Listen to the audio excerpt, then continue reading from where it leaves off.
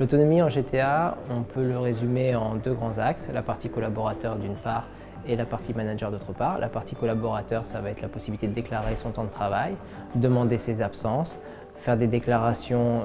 liées au RH comme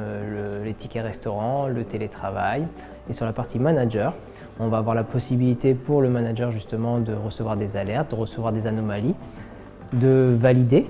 les absences du collaborateur, valider les plannings du collaborateur, valider les tickets restaurants, peut-être même de faire lui-même son planning, ça va dépendre du périmètre qu'on va lui accorder, mais on a cette possibilité de décentraliser en fait certaines fonctions anciennement RH vers le manager qui va lui quelque part monter en compétence au niveau des ressources humaines.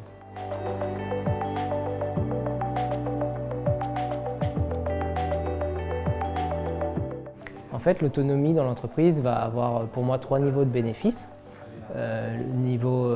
collaborateur, tout simplement, parce que lui va gagner en autonomie, comme on vient de l'évoquer. Il peut y avoir un deuxième niveau, un niveau manager, où là on va avoir un gain également, puisque le manager, comme je l'ai dit, va gagner en compétences RH, mais aussi va gagner en autonomie, et du coup va décharger les ressources humaines. Il va aussi peut-être prendre plus la mesure de son travail de manager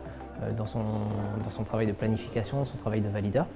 Et le troisième niveau, forcément, et c'est à mon avis le plus important, c'est qu'on va libérer du temps, on va libérer de la ressource au niveau RH, c'est-à-dire que la partie administration, peut-être même la partie préparation de paye et la partie gestion des temps, cette partie-là va être diminuée, déchargée, et on va pouvoir rebasculer ce temps libéré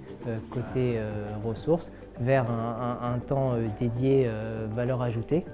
au niveau des ressources humaines.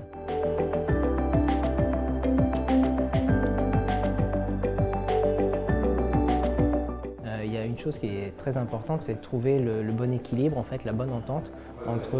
la DSI et la RH. Et s'ils arrivent à se mettre d'accord sur quelle technologie on embarque, quel outil on utilise, avec quelle sécurité de données, et de l'autre côté, quel périmètre on descend au niveau des managers, quel périmètre on descend au niveau des collaborateurs, quels sont les processus établis par les RH, je pense qu'on peut avoir un bon mélange, en fait, et finalement tout le monde va en profiter. L'utilisateur sera autonome, le manager va gagner en responsabilité et la RH va pouvoir tranquillement s'occuper de choses à valeur ajoutée plus importante.